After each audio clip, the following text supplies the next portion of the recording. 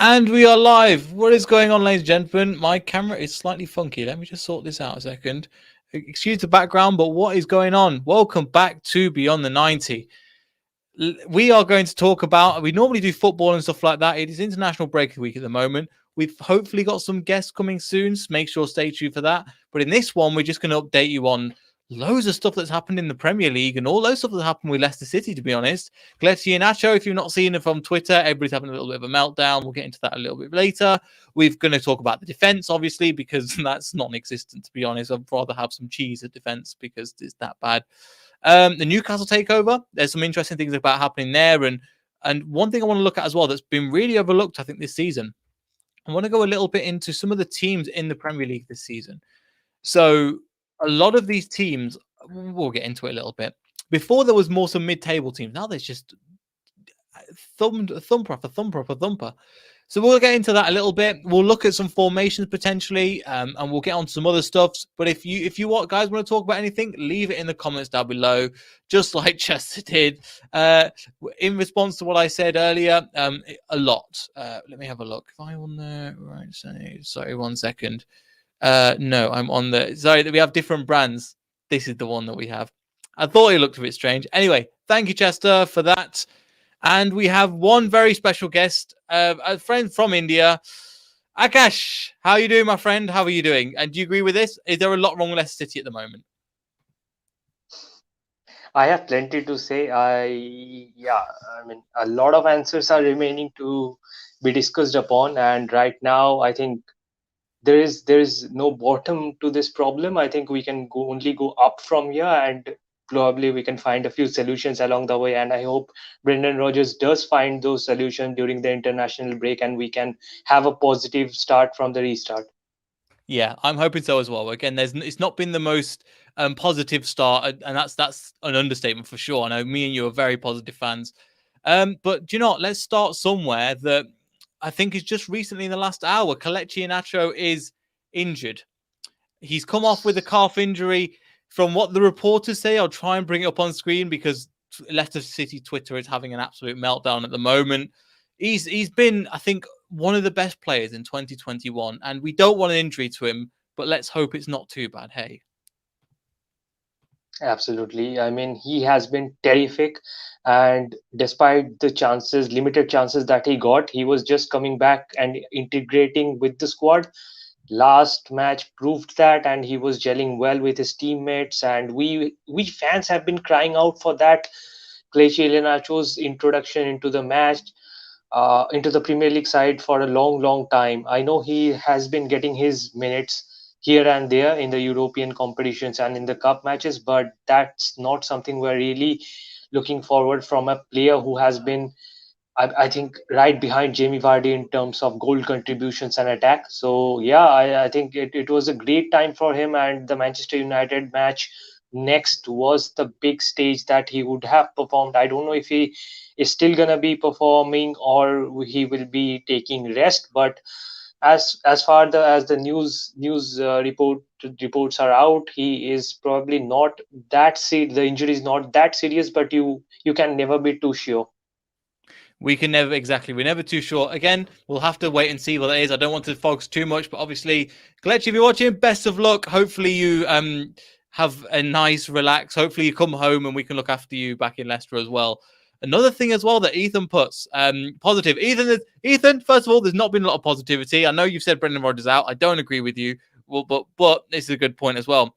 Jamie Vardy is on fire. I mean, I know we've been playing, as you were saying, just in the cup competitions of recently, playing Jamie Vardy in the Premier League and then saving him for that until we go into the Premier League. And everybody's talking about Mo Salah, and rightfully so. Mo Salah is literally a form that he's not been in a long time, potentially when he even joined Liverpool in 17-18. However, Jamie Vardy's got as many goals, and I promise you, he's probably had less opportunities as well. His rate of conversion must be through the roof. And for a 34-year-old, I mean, that's unheard of, really.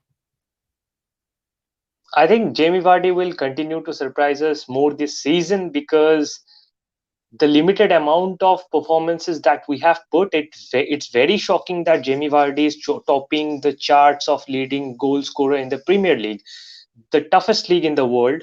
And arguably, I think even comparing him against Harry Kane and Mo Salah is an unfair treatment, because Jamie Vardy is a unique player. He's a generational talent. I think many people are born with a silver spoon of in terms of talent in their mouth, and I know they try hard and they perfect on their craft, but some people don't have any talent and they have to do the extra bit of work. And Jamie Vardy's story is such an amazing and inspiring story that leading the charts even right now. I mean, a season ago he was the Golden Boot winner. Then Harry Kane got it. I mean, Kane was brilliant. Kane has top-notch conditioning. He leads the side of England. I mean, you expect those things from Harry Kane, but Jamie Vardy again, taking a rest for a season and then coming back straight at a side which is not creating that much of chances. Defensively, they have been poor. Offensively, he has no partnership to trust his balls with. So yeah, it's. I mean, he cannot rely on a prominent delivery because Madison is not performing that well. He doesn't have an attacking midfielder option. Harvey Barnes is keeping the ball at his feet for way too long, which is not helping Vardy at all. So yeah, just seeing him there, I mean, it took me by surprise. I was not even following how much tally he was in because we are in such a drastic poor condition. And when I Yeah. saw that, I was like, I was double checking myself when he scored that many goals and how is he like still on the top. Definitely agree. And the thing is, again, he's joint top at the moment in terms of goals. I think Mo Salah's got more assists, so he is top. We're just going to bring that up in a second, because again, I think these kind of videos are important, not just to fill the gap, but also we got our rants out. We did it on Thursday, we did it on Sunday, and rightfully so. I stand behind what exactly I said. However, now what I want to do is kind of concentrate on some of the positives, some of the other things, and some of the other positions that have changed massively as well. We will talk about the defense in a bit, don't get me wrong. But just coming back to your point, again, I've just found the top goal scorers on BBC at the moment. As you can see there, Jamie Vardy, 35% goal conversion rate, shock accuracy, 59%. Okay, it's still behind Mo Salah, but look at these rates are very similar: 86 to 85 minutes per goal, 105, 104. Again, Mikel Antonio's on 107. It's But these marginal. again, It's marginal. it's very small, and the amount of people that have been talking about Mo Salah, and I think rightfully so, in my opinion, because he's been sensational. But Jamie Vardy, that's why we're here, Akash, to talk about the Leicester City side of things, because at times we get overlooked, but we're here to try and chat about our team a little bit. Because to be fair, there has not that much to shout about. This is one part to Mm. definitely shout about.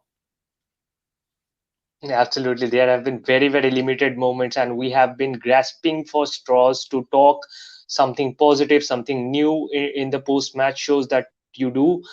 But things haven't been all that great, and it was monotonous at one point because a lot of the problems kept on repeating, and we were just repeating more of the same: injuries, defensive problems, set piece defending, playing a new formation that he wasn't playing until the very last match. And it was getting boring and monotonous in a very long way, and I don't know how long we could have kept that on. I think the Crystal Palace game was better in terms of, I know we lost possession, but the first until the first half, it was very positive from the previous weeks that we Mhm. endured. uh, a little bit of similar to the Napoli game. I think fans expected. I think they would have settled for a draw at first, but as the scoreline was in the first half, things were really heartbreaking because we lost a 2-0 lead in both the matches, and that's very unlikely to see a team go down so easily because in the earlier seasons we have been good. I wouldn't say magnificent, but after Wesley Fofana came into the team, I think we have built a solid back three and Mhm. established the side to gain more independence in channeling the counter attack in a blistering way. So that has been missing, and even without drawbacks, I think in the first half that magic is somewhere there, but in the second half we are completely switching off and something disastrous is happening, and that needs to stop. You're definitely right there. Again, just some of the players that have gone away. I don't know. Again, I don't know if they've released the whole list of people that have gone away. I've not actually managed to find out. But we're looking at the likes of Timothy Castagna at the moment. Timothy Castagna, and obviously we are live, but at the moment it is 0-0. France, Belgium, France. Timothy Castagna and Tielemans are both starting for Belgium as well, which is great to see. Timothy Castagna playing the wing back role, which we know he does fantastically. And one thing as well, actually, Ethan put in the comments as well. Speaking of Timothy Castagna in the wing back role, some players were great this season. Vardy, Nacho, I think we've covered already. Castagna, I mean, you are right. I mean, Crystal Palace do have some brilliant, brilliant players. Let's all things considered. We will get on to some of the tables, and that's one thing I do want to touch on in just a second, as well as the Newcastle thing. So make sure you stay tuned. But Castagna as well had a solid defensive performance, which we've not seen that often. But keeping out somebody like Zaha is a hard ask. We had Ali on the show before, and he's telling me Ali can speak for himself. Go make sure you check out Ali the Eagle, fantastic YouTube channel. However, Proud South London Fan TV, sorry, Ali the Eagle on Twitter. But Timothy Castagna did so well. One of very few highlights, but he was definitely decent. And I know we were live after the Thursday game as well. I think he did quite well against Legia Warsaw as well. The thing that you mentioned in the Crystal Palace game, I think in the first 40 minutes or so, if you read the game, you can see very visible mistakes coming out from a rusted Hamza Chaudhary, and he was misplacing the passes. He was unable to stop Zaha and nullify the threat that he was possessing.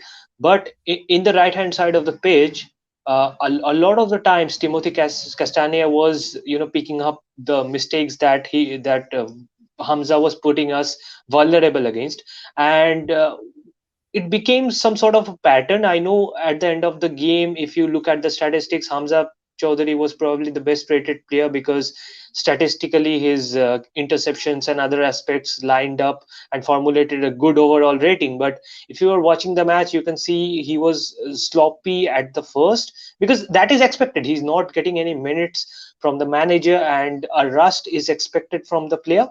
Also, he is very young and he hasn't got all that experience, premiership experience on a regular basis. There has been one or two matches where he gets the chance when somebody is out injured, and then back again into the bottom of the totem pole. So that it was expected, but to clean up his mistakes, Timothy Castagna was brilliant in that department. And I think the way Crystal Palace were getting into our box, it could have been Palace victory at the end of the match, but thankfully that didn't happen, and Timothy Castagna plays a lot of part in preventing that result in favor of a stalemate draw. I think so. I think I'm going to be honest. I'm going to disagree with you about Hamza. I actually quite enjoyed Hamza's performance. I know I'm a fanboy. I've mentioned this many times on the show before. I love the fact that we've got an Asian player in Leicester as well. It's fantastic for me.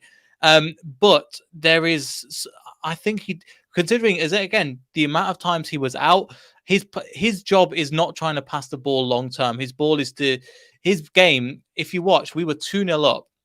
Taking Hamza Chowdhury off, our defense fell apart. Yes, we weren't best defensively, but Hamza Chowdhury is a brilliant player. You stick him in a CDM role and you go mop up everything. He runs into players, he'll challenge. He did well at one point. He got the ball, he realized there was nothing on. Instead of what he usually do, which would be turn around and pass the ball backwards, he goes, no, I'm going to have a go down the wing.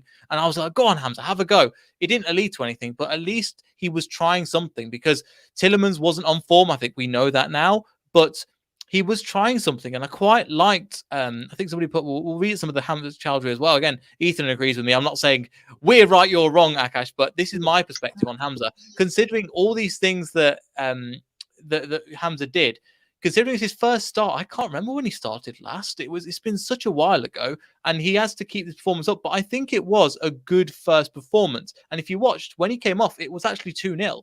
I'm not saying he was the only reason, but the defense definitely suffered with him not being there.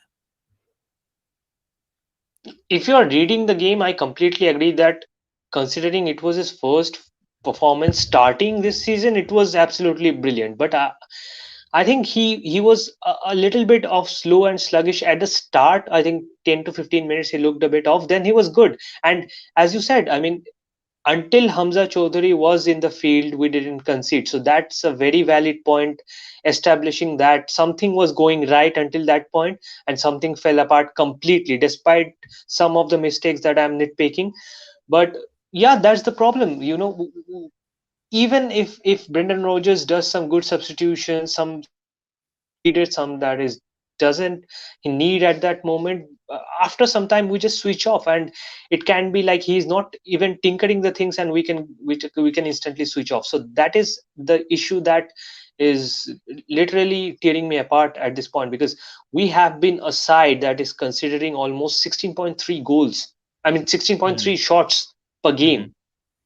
Yeah. 60, if you are considering on an average 16.3, then obviously you're going to concede. So, and there is no uh, you know sidetracking from that truth and that fact that you're going to concede, eventually concede. So again, I think Tom made that point to play 4-4-2 and relying on attacking options more than defensive Hmm. would be a better approach now, because already Casper is, I mean, the defense is dealing with the shots. So why not just bring a more aggressive mindset into the squad and try to rectify the mistakes. I know it's easier to say, but it's not so easy to manage. But yeah, I mean, as fans, we can at least hope that something develops out of a negative.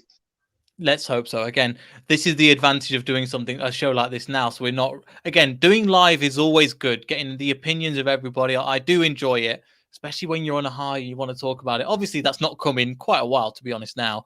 And Terry's put again, sorry. Terry's put again, Terry, it's been a while. I remember seeing you on Leicester Fan TV. How are you doing, my friend? It's been a couple of years. Hope you're well as well. It's been a while as well. However, 25 in 20 matches, yeah, it's not good. It's really not good in the way we fell off. However, what is the solution? And the solution at the moment is try and get behind the team. Ethan's put another point. Ethan, you've calmed down. I love it, mate. James Justin will be back soon. I think James Justin, we got to give it to at least 2022. The guy will be playing some under 23 games, getting his fitness up, getting back. He will be back, but we have to give him time and we have to give him patience, right, Akash? With the injuries that we deal over a season, I think there should be no question that James Justin should be coming into the squad with a gradual process. No added pressure should be on him. I don't even consider how he performed in the league. I think James Justin's recovery and proper game time, and getting his touches back and trades back would be the fundamental things to go for right now. And yeah, he can come back a bit sooner, but let's not risk it, because it's too much of a gamble that I'm willing to ponder at this moment. 100%. And you look at the likes of Ricardo Pereira when he came back from his long-term injury. It was start, come slowly, slowly, come back, injury, slowly, slowly, come back, injury. We don't want that, especially with a young player with lots of talent. He's got a big future ahead of him. Potentially, I think, as good as England. He's good enough to get into the England team with the versatility of him, and he could potentially place like a Carl Walker as well, playing so many different positions. So I think we'll get in some of your comments now as well. And the international break will do us good, I reckon. I'm that brown boy. Awesome name, by the way. But the issue is, we've got a lot of players on international break. I mean, what we've got Evans, we've got who was that? Evans obviously isn't going because of injury. Vardy's not going. Chowdhury's not going. Um, there isn't. Can you think of any more Akash that are not going? Suyunchu probably will go. Vestergaard will probably go. Ricardo won't go. That's one more player. Ricardo probably won't go. Get into the team. Who else won't go? I'm struggling to be honest because most of them are internationals within Europe. Yeah, we have got plenty of internationals in Europe, because Vestergaard, Kasper Schmeichel, both going for Denmark. I think they pretty much of the players that we have are you know are regular for their starting 11, because Belgium squad has that Timothy Castagne and Tillemans, and they're gonna, even if they're not gonna play full 90 minutes, they usually are on the bench, definitely on the bench. Our lone player Pride is gonna be there, and they are like, I'm very happy at this moment, Mm. but the injuries make me concerned. Like what happened to Kelechi Iheanacho? I mean, I enjoy the internationals, but being a fan is very tough to watch, because you just put the player in excess of matches where he can get an injury and your club has to deal with it, because the international squad will have replacements, but we don't. So I'm a little bit not in favor of having international fixtures so often. Uh, but what you can do, I mean, everybody's pumped to play for the nationality. Yeah, just bringing up some comments now because again the comments are flying in, guys. Thank you so much, but I'm trying to get through. Again, I'm not just bringing up everybody. Yeti boy agrees with you, Akash. I think that was in terms of the Hamza Chowdhury thing as well. So it's not just all me. There's some bits as well. Ant's here. Hello, Ant. If you want to join, you've got the link. Let us know if you want to join as well. That's quite. You're more than welcome to join on if you like as well. You got a nice comment from somebody as well. So you keep becoming more and more of a fan. People don't know that you've got a channel, which is mad. So if you and Lestah fan channel, we'll talk about that. Right? Okay, we've covered that. We've covered that. We've talked about that. We've talked about Timmins Castagna for Belgium. Sorry, I'm going there one more. Right, let's get into one point that I wanted to talk about. Well, one of the main points is one of the biggest stories potentially in this decade, Akash, from the Premier League, the Newcastle takeover. This. Oh my God. It's such a obviously big thing. It literally came out of nowhere. This was a non-story 3 days ago. Yesterday, there was the announcement that it's been overturned. And today, they've officially been confirmed. What are your thoughts on that? So they tried to get rid of Mike Ashley in the previous seasons, but Premier League, all the rules, all everybody didn't come to an agreement, and now it's just Looney Tunes. No pun intended, but it's just crazy to see the ownership's net worth and comparing it with Sheikh Mansour's of Manchester City, and the staggering difference between them. I thought Manchester City was rich, and then suddenly this investment group from Saudi takes over, and now Newcastle is tenfolds above them, maybe more. Mm-hmm. I mean, I don't know how to process that. I don't know how financial fair play are gonna be like in 2 to 3 years, because when you have money, you can tweak around a lot of things. You can twist and turn. You can evade a lot of things that you cannot if you're a club like Derby. I mean, Derby, it's okay. I can say that. So so I mean, I don't know how to deal with this, how to process with this. It's just shocking, and I think it puts like clubs like us, even the clubs who are just gonna get promotion into the Premier League, it's gonna be very hard for them to even survive one season, because how many talents are you gonna scout? Because scouting costs, and you're gonna have the need of good scouts around Europe to get you players for cheap who can compete, at least compete. I'm not even saying win, I'm saying Yeah. compete with that level. And luck has to be majorly on your side to at least gather some points, because if we are talking like this, and this is the structure of football that's going to be established in the foreseeable future, I don't know what is possible. Maybe Super League point 2, I mean 2.0, and anything. Nothing is out of the question, because I think in the last few months, Messi went from here to there, Ronaldo came back to the Premier League, this happened, that happened, PSG built a Griezmann. FIFA based team, Barcelona is going down, Real Madrid is going down, everything and anything is happening. So, and today the Newcastle thing, I think it is the biggest one. I think top three, definitely top three. And if we are Premier League fans, we're going to say it's probably the biggest news right now. So I can't process that. I don't know what the repercussions would be from this. Butterfly effects are going to be rising up from this, but I'm not sensing. If you are a Newcastle fan, I mean, you have stuck around your team for such a long time, and after so many cloudy days, you're gonna finally experience the sunshine. But that's my viewpoint. Success cannot be brought in one morning.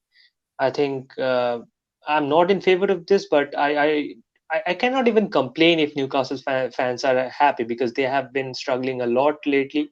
So let's see what happens. I mean, I know you probably want to see them at the same time, but if you ever get the chance to go up to Newcastle, if you ever come to the UK, I really recommend it. And going to the stadium, it's a shame what they've done to the club. Newcastle, obviously, you probably know from the days, was a giant of what it was, and it's kind of fallen. And the stadium itself is rusty. There's been pictures of instead of obviously Leicester have got this state of the art training ground. They've literally got ice baths, which are wheelie bins with ice, and then players are jumping in it. Like they have the facilities are nothing there.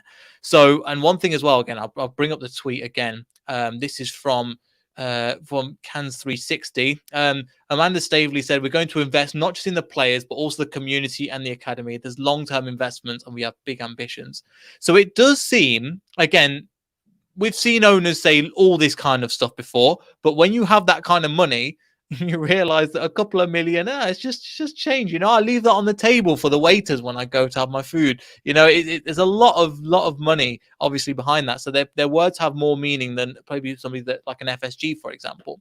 However, it seems like they're doing the right thing. We will have to see. Obviously, there's a lot of steps, but in my opinion, of course, I'm biased, but the way you go about doing it, you've seen in the last 10 years, the ownership. If they're clever people, they would have looked at, say, the last 20 years of ownership, looked at the Cronkies, looked at the Glazers, looked at the Sheikh Mansour, looked at, Mike Ashley being another one as well, looked at all these Premier League clubs and gone, right, Leicester is a good model to follow, not just try and spend the money and do it stupidly, because that's what I think West Ham did it in like 2000 and, oh my God, we're going back when they bought Tevez and a couple of other players as well.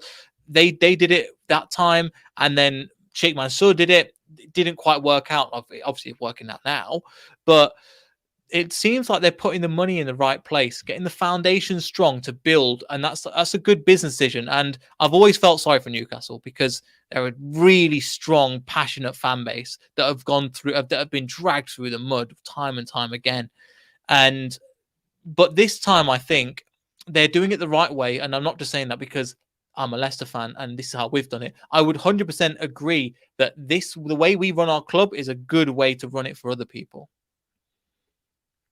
I think a lot of billionaires think managing a sports team is one of their passion projects. That's why you see a lot of American investors have two or three teams, one in the NFL, probably in the NBA, and a third football team.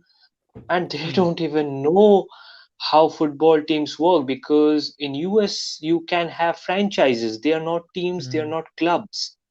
You are representing a state, and it is a business. There is no relegation, there is no promotion. You are managing a business model, and football is very different. It as you showed the tweet, the community around the stadium needs to develop. There needs to be passionate fans. The stadiums need to be filled. Money can't buy you everything. If the fans disgust your club, as RB Leipzig is facing, I mean, there is no shortcut to that. I think a very good example of this would come out of Fulham. I think Scott Parker made it clear last season. You know, the ownership of Fulham resides to the Khan family of Tony Khan, who is owner who holds the ownership of All Elite Wrestling, which is another wrestling company aside from WWE. And he's so much invested and passionate in wrestling that he didn't even meet or have had a meeting with Scott Parker after they got promoted. And promotion in football, I don't know if the owner understands it, but it's a big thing. I mean, especially from the you look. Championship to the Premiership, where you triple just your participation fee. Yes. So there was no meeting between Scott Parker and the owner. I think they saw it as a passion project. They didn't even understand the gravity of playing into the Premier League, and after a season they are back again relegated. And I think that encapsulates a lot of things that can mess up if you don't have passionate owners. I don't even need an owner who is that passionate, but he should be, you know, loaning out the responsibilities to the person who are fit for the job, and give them all the power to manage.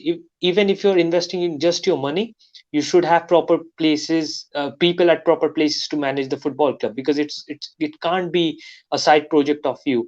Because a lot of people aspirations, dreams, and how their weekend is gonna turn up depends on the result that is played in the 90 minutes into the weekend scheme. So it can be at any level. I think from League One, Premiership, Sky Bet Championship, any division, any league, any matches, everything important for the fans, and you should consider that part.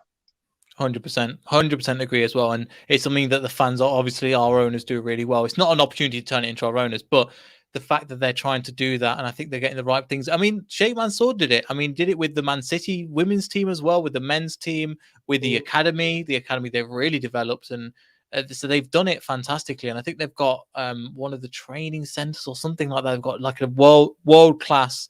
And I remember one of my family members was applying for one of their training coaches, and it was one of the like they've got fantastic facilities there, like unbelievable. And one thing as well, obviously, with that, that's going to take Newcastle from where they are. Imagine they were trying to bid, they couldn't even afford, or they were playing hard for Hamza Chowdhury, even though we were compromising. Considering what they're going to get by the end of the year is absolutely mind blowing. But let me just take you to the table at the moment, not to show you where we are because it's not a great position, but I just want to show you and get your thoughts on Akash. Something I've been thinking about today at work. In terms of this, obviously you've got your top four, and that's kind of solidified at the moment. We talk about North London, no, not really, but Chelsea, Liverpool, Man City, Man United. This like the top four. That's what it is at the moment. Then we'll go to the bottom of the table. Obviously, got Norwich. We'll leave Newcastle for now because we know what's going to change. We'll say in the same category we've got Burnley, kind of Southampton, and Watford. But within that, obviously, Newcastle just had the takeover. There'll be a lot of money spent, new management, everything new. And they've already got like a Champions League level ground and capacity and stadium behind that. So that's going to be a real force to be reckoned with. Apart from that, Norwich, Burnley, you're looking at all these other teams. I mean, Southampton do have an okay team, but the likes of Leeds United, Watford have just appointed Claudio Ranieri as well. Crystal Palace, we saw at the weekend, have a decent team with Austin Edouard and just there's a lot of Elise who really tore us up. What's his name? I forgot his name now. Eze. I was going to say Eke. I was like, that's wrong. Crystal Palace there. Wolves seem to have turned it around. Arsenal again are a big giant, but they are there. They've got a big fan base. Aston Villa, West Ham, Tottenham, Brentford, amazing this season. Brighton, Everton. I mean, I honestly can't tell you, Akash, the last time the Premier League looked this strong. Normally, you see the top four run away and maybe the top six technically, and then Leicester somewhere around there. Now you're looking a team like Crystal Palace, who are a very good team, could finish in 14th, and that's no disrespect to them. That is a fantastic. They would play absolutely brilliant football, but still lose because look at the strength of this league and this table at the moment.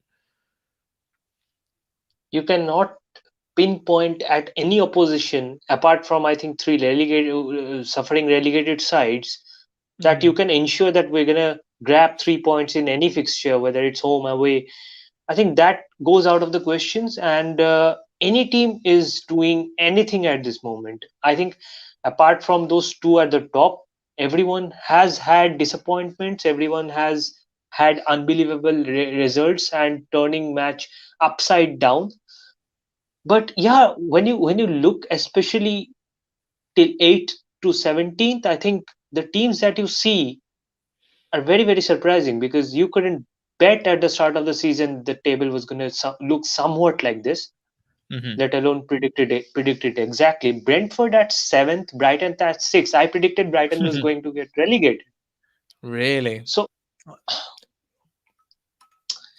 I mean, again, Norwich last season they played in the championship so well. I think that Norwich joke was gonna eventually go out of fashion because they come back to the Premiership. They go down again. But this season, I thought they're gonna do better because they were topping the charts in the Skybet Championship. But right now, again, they are below the teams that were below Norwich in the championship. So minus I 14. mean, Minus 14 goal difference, Akash.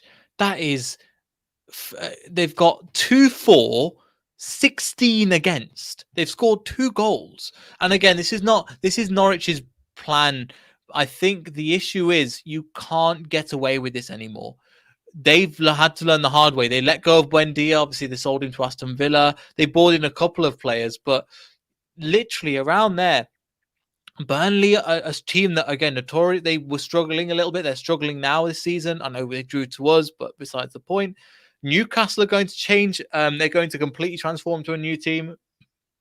Southampton, I'd say, are down even there. even if What? even Yeah. if Newcastle don't transform everything around this season because the new ownership cannot I mean, they can develop the stadium and etc. etc. But there will be regulations to inject a lot of money straight away to get out of this mess. Even if they get relegated, I think they will take probably 1 year to come back, and that will Yeah. be a very good gradual process. Because right now, when we mention that they sold Buendia, Norwich sold Buendia, how are they gonna keep the hold of their players and even survive this tough season? Because if they get a hold of their players, I think they're chopping off their budgets. They're Mhm. making a lot. They're taking a lot of risk. I think they can even go down with Buendia, because aside from Timo Pukki, who else is there? So, I mean, it's a gambling situation for any Premiership side, newly promoted side who comes into the Premiership. And that equation just got very complex right now with this new takeover of Newcastle. But we have our own problems to deal with at the 13th position. And 13th is considered to be a very unlucky number. And I think, after winning the Community Shield, the curse is continuing, and we're at the 13th position, and we are talking about a lot of problems that is just unsolvable at this point. Yeah, no, well, yeah, they are unsolved, and it's something that you said before as well. In terms of, since we're there, we might as well go on to it again. As you were saying, 16.3% shots. I think that's double what it was last season. Man City, I know they're Man City, but still 25 shots. That is a lot of money. That is a lot. Sorry, lot of money. I think I got distracted by the Newcastle talk. That's a lot of shots against us. There's a lot of things that are and going wrong. and you have to keep in mind that Manchester City was probably our best display in months, Hmm. and we just considered 25 or 26 shots in that match. So I mean, that tells a lot of stories that you simply can visualize without seeing any of our games. Hmm. The Yeah, problems, the defense is just not able to nullify the threats beforehand, and eventually they are creating spaces for those shots to be taken, and then it's the job of Kasper Schmeichel to really deny some of them, or the striker to just get unlucky. yeah. Or get a break. I mean, we didn't really deserve them 2 goals, but sometimes you just, again, two slip ups again with something like the second goal was quite well played, but the first goal, obviously the slip from Anderson, allowing Jamie Vardy through. Across. Sorry, Jamie Yeah. Vardy through. Jamie Vardy. Kelechi Iheanacho through for the first goal. Oh, Again, yeah. they're a new team. They're going to make mistakes like that. I think that's fine as well. But actually, again, I'm sorry, I'm lost with the comments. I think Peter puts in another point. I think Klopp last season wobbled, bad defense. Hope we can bounce back. Keep behind Rodgers. I think 95, 90, even more percent of players and teams of the whole Leicester people are behind Brendan Rodgers. However, it's one thing I want to say to Akash and just people that are watching internationally. Leicester City Twitter is not a representation of Leicester City. The perfect example of that, if you listen to the example that I want to get is when Ranieri is fired, and again we'll probably go on to Watford in just a second because I'm so disappointed for Ranieri taking that Watford job. He just loves football too much. I think we'll come on to that in just a second. But in terms of that, when he was fired, I was so annoyed. I was so heartbroken that this charismatic man that's gave us everything has now been taken away from the club. Obviously, in hindsight, it was the correct decision and whatever. However, the abuse the players got. But when Christian Fuchs, I think he did an interview with I can't remember who now, he went to the ground and he goes, every single person there was behind Leicester City. They were behind the team. They were behind the players. They sang Claudio Ranieri's name in the minute. I can't remember the exact minute. And they sang Dilly Ding Dilly Dong. They sang all this stuff, but they still backed the team.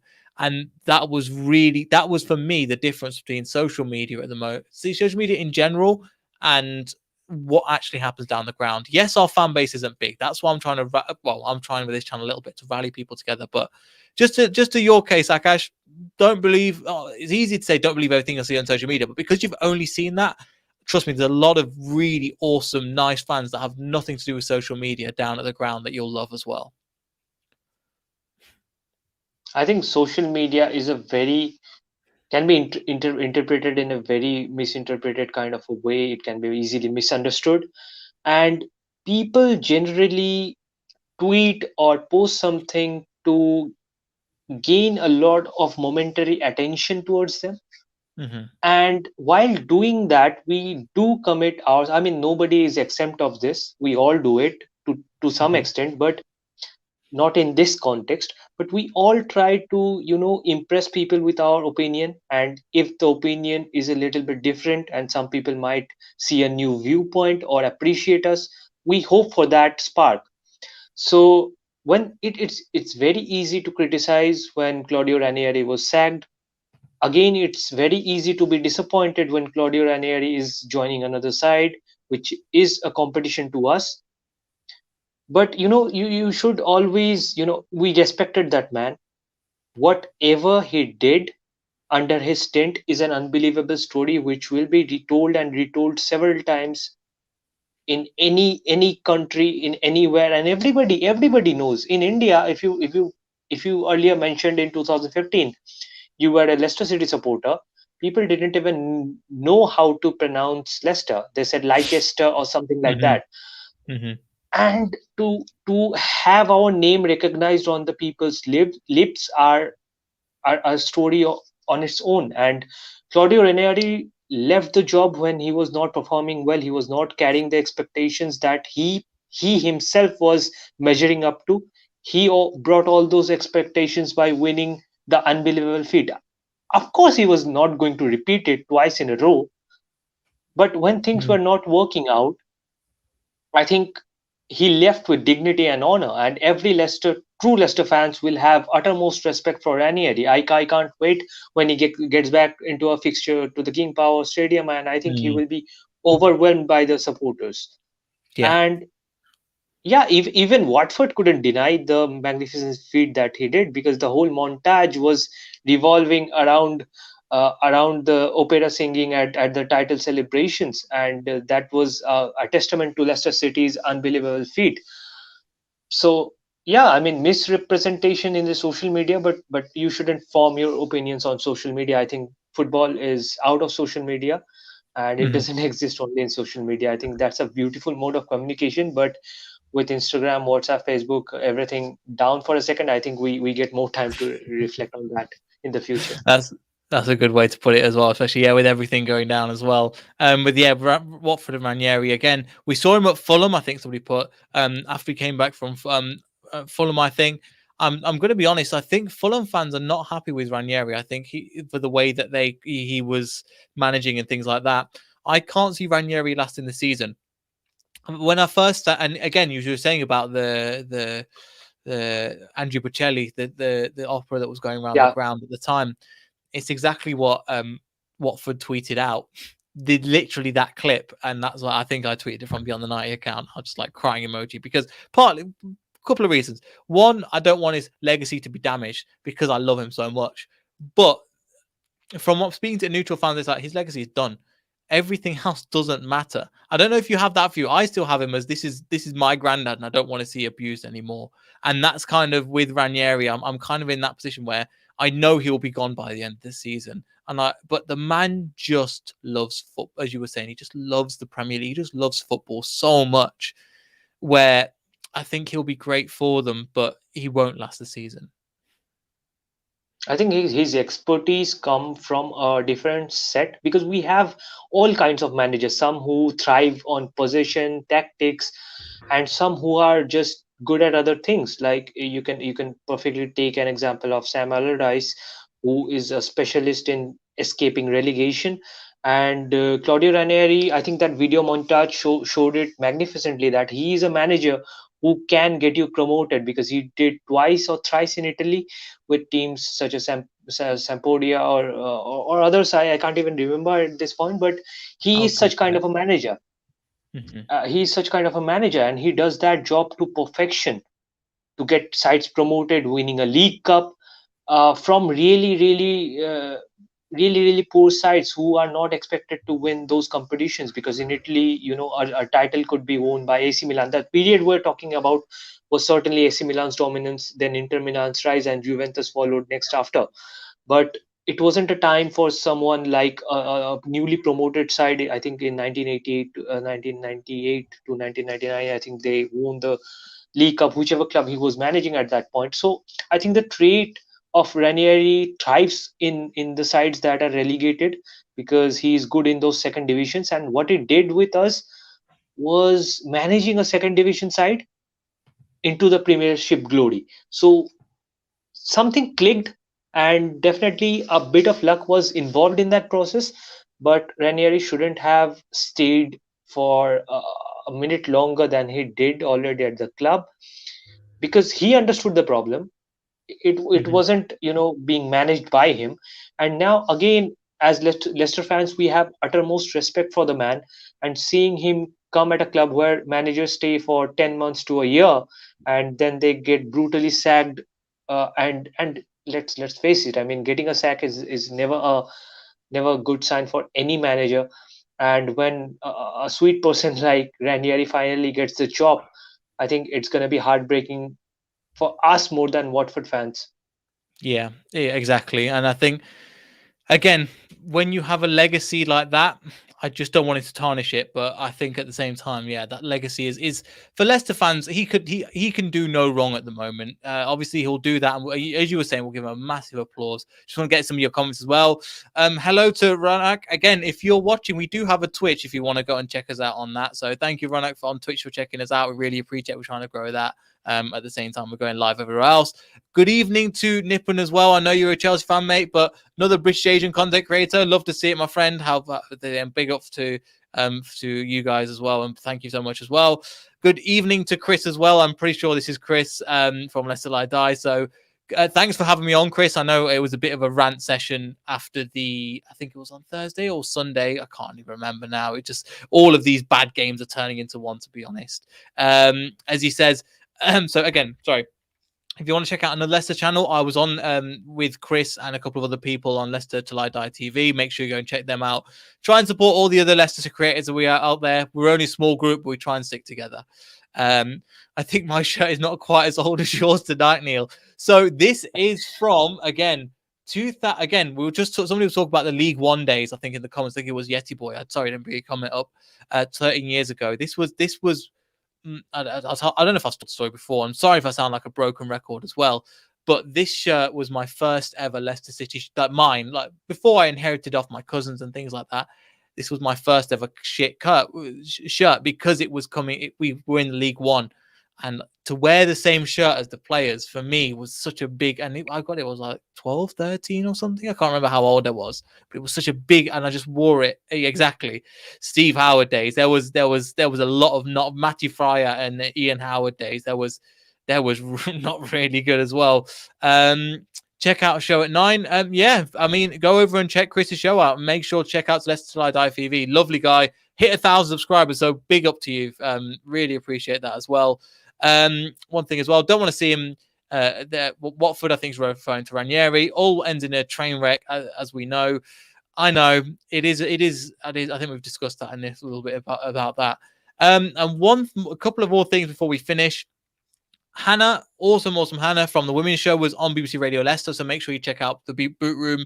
About halfway through, I think 36 minutes in, Hannah starts coming on the radio, talk about the Leicester City Women's. Make sure you get that plug in there. Make sure you go and watch that because, again, we're super proud of that as well. We'll have a preview for you coming as well with hopefully a Manchester United fan. There's a few because Manchester United fans are everywhere, and also I've just got loads of friends that are there as well. But yeah, there was loads and loads of good stuff there. And one thing I want to say as well, obviously, hopefully, if you guys are on social media, I know I just slated social media, but the reason why I'm still on it and I don't post very much, again, I can meet people like Akash, I can meet people like Joaquin we've had on recently. We can meet some awesome people from all over the world. Mad About Foxes, we will be meeting up in London to go to the FCAs as well, hoping to do some content with him. Not guaranteed, but at the moment there's some really, really good stuff happening as well. So anything else you want to touch on, Akash? Because at the moment there is it's been great chatting to you, but at the same time, I think we've covered pretty much everything, considering everything that happened since Sunday. I think we did, except talking about one or two things here and there in terms of attacking. I think in the last match, I think we finally did the 4-4-2. It was brilliant seeing the team play, and we have to keep on doing that 4-4-2 because it provides a better shielding of the ball. I think I use that term very loosely because we are not capable of shielding the ball, but still it Mm-hmm. gives us a bit of a protection Mm-hmm.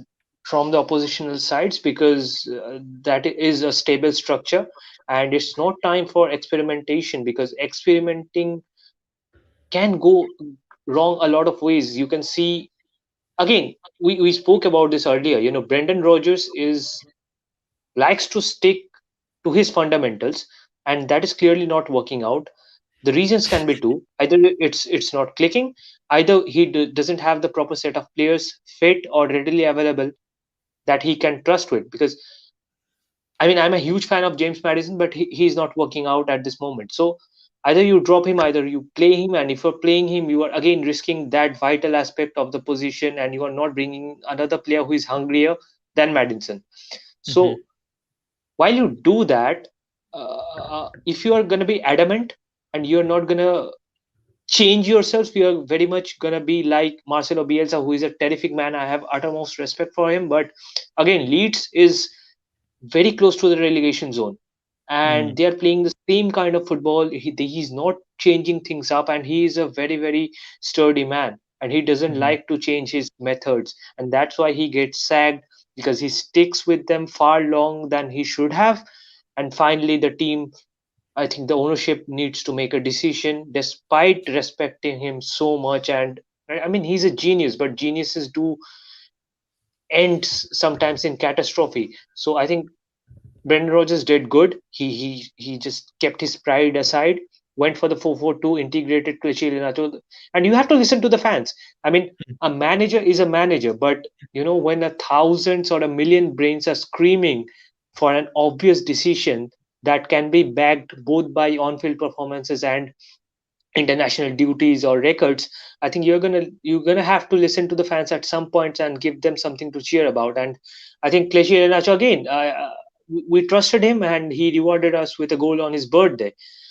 I think no gift can be better than that. And as Iheanacho is a striker, he's always going to be effective in that 4-4-2 role, because if you're altering the things and you're playing him as a second striker, I think that doesn't help, because already he drops so far back, giving passes to Jamie Vardy, that he already does that job, and that is a trait of him. If you exclude that and make him as an outright second striker, it's not going to go out so well. And Mm-hmm. even Kasper Schmeichel is really, really, I think he needs to be dropped once or twice, not that much because he's our captain, let's face it, but his distributions are awful. And playing Kasper Schmeichel in a long stretch of games when you have Danny Ward, who has performed so magnificently in Euro 2020, I think for two reasons. One, Kasper sometimes needs a break, and sometimes I think he's brilliant 94% of the time, don't get me wrong, but sometimes he doesn't look that quick in some sort of moments. I think a goal in a previous week, he just stood there frozen. I know it was lightning quick, and it's very, very detrimental for me to nitpick the things I'm saying about my captain right now, whom I love dearly, but Danny Watt shouldn't be staying on the bench for too long, because even if there is 1% of possibility we're going to sell him sometime in the future, after that Euro performance, if you're going to only warm the benches with him, you are massively degrading and dropping down his value. And he is an asset. Let's not forget that part. So I think a little bit of alteration, because I don't see any clean cut solution for Sancho and Vestergaard's problem. So let's hope players come back sooner than expected, but in a steady, gradual way. And I think that will conclude my thoughts. Yeah, I guess so. And again, it's just the distribution, the actual shot saving and things. He's impeccable. Magnificent. Literally Yeah. undroppable, fantastic. But he's got to sort that out, and it's an issue we've known for a while. But that's why I don't want to pick too much. Just want to get to final comments before we finish. Again, it's been 54 minutes. My God, it just flies by. Honestly, shout out to Farhan as well. I know you're a Leicester City creator as well, so keep up the good work as well, my friend. Making moves on Seven Shades FC the other day. Again, if you want to see me, I'll be on Lewis's channel, Carefree Lewis G. we're changing the times about because of international break and things like that. But keep an eye on his channel. I'll be there once a week as well, taking the piss out of Arsenal, especially perhaps it's really, really fun. Because he asked for it. I'm not a person to go and bully certain people, but yeah, you watch the show, you'll understand. When do we play each other? I've just looked at it in the background. We play each other on Saturday, the 20th of November at Saturday 12:30 kickoff. That's going to be an early one, and we are at home for that one, Nippon. So if you're still watching, that's what we'll do some stuff for that. Terry's asking, where are you in India, Akash? I think we've concluded that before, but if you want to just inform Terry. I actually travel a lot from Kolkata to Delhi, so I am alternately resonating between those two states in my country. No problem. And then apart from that, again, thank you, Akash, for watching. Thank you, everybody, for watching. It's been a hell of a long one today. And thank you for all 13 of you that are currently watching. It really means a lot to us that, again, this was kind of out of the blue, but I just wanted to go over so much. And again, we do talk about Leicester City. We do majority talk about Leicester City, but when things are like this, it's good to just kind of reflect on different things as well. But thank you massively to Akash for coming. Make sure you check out everybody in the description who you'll find Akash's Twitter in the description as well as just right here as well. All that good stuff. We'll see everybody in the next video. So goodbye.